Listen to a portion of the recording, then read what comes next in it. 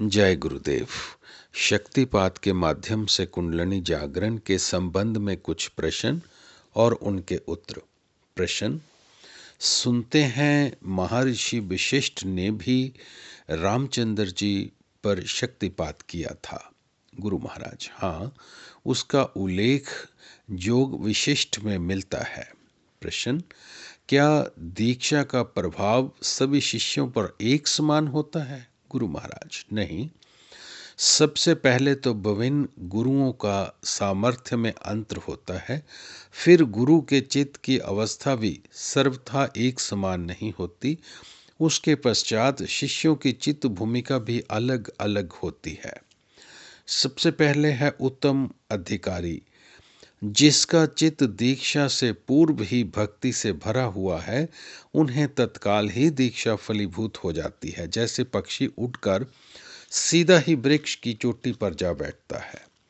दूसरे है मध्यम अधिकारी, जिसको ना ज्ञान है और ना ही अज्ञान।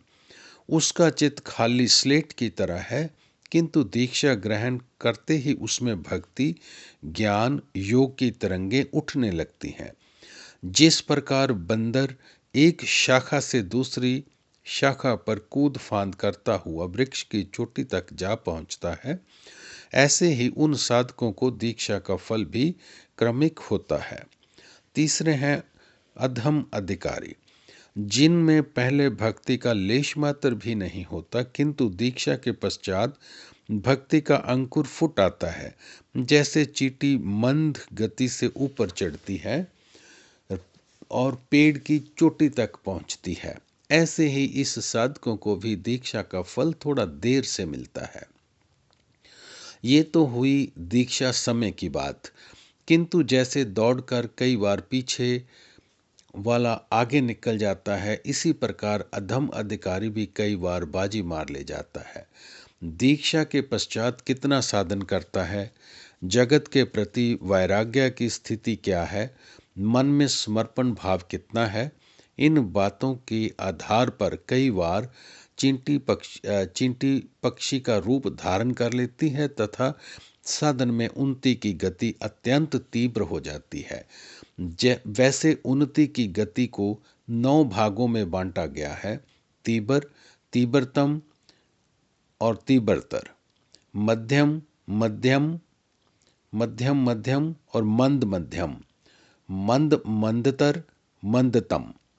ये 9 ही स्थितियां वैराग्य की हैं तथा 9 स्थितियों में ही समर्पण को भी देखा जा सकता है।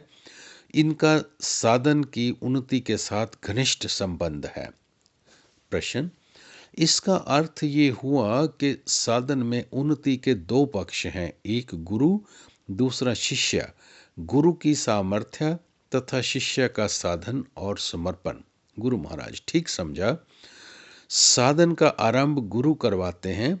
गुरु का सामर्थ्य कितना है, शक्तिपात का प्रभाव कहाँ तक है, शक्ति की क्रियाओं पर कहाँ तक नियंत्रण रख पाते हैं, इसी प्रकार शिष्य भी गुरु के प्रति कहाँ तक समर्पित है, साधन कितना, कैसा तथा कहाँ तक करता है, यम नियम आदि का पालन कहाँ तक करता है, शक्ति के प्रति समर्पण कैसा है, आदि बातें ऐसी हैं जिनके आधार पर साधन की उन्नति को आंका जा सकता है। यदि गुरु तथा शिष्य दोनों ही साधन के प्रति गंभीरता को लिए हुए हैं, तभी शिष्य कुछ उन्नति की आशा कर सकता है। प्रश्न क्या इसके लिए शिष्य का गुरु के पास ही रहना आवश्यक नहीं? नहीं गुरु महाराज नहीं, केवल शारीरिक समीपता, कोई समीपता नहीं। यदि गुरु तथा शिष्य एक दूसरे के पास तो रहते हों, किंतु उन दोनों में परस्पर आंतरिक संबंध ना बना हो, तो वह समीपता तथा सानिध्य अधिक लाभकारी नहीं हो सकता। ये तो पहले ही कहा जा चुका है कि शरीर गुरु नहीं, शरीर के अंदर कार्यशील ईश्वरीय शक्ति गुरु है। वह शक्ति शिष्य के अंतर में भी है। दोनों का आंतरिक संबंध भी वास्तविक समीपता है। शक्ति सूक्ष्म स्तरों पर गतिशील होती है। जगत में दूरी अथवा समीपता, इसके लिए वह महत्वहीन है। गुरु कहीं भी बैठकर जगत के किसी भी कोने में बैठे शिष्य की क्रियाओं पर नियंत्रण रख सकते हैं। आंतरिक संबंध होने से दोनों का संपर्क भी निरंतर बना रह सकता है। इसलिए भौतिक स्तर पर समीप रहना आवश्यक नहीं। यही तो गुरु का गुरुत्व है। जय गुरुदेव।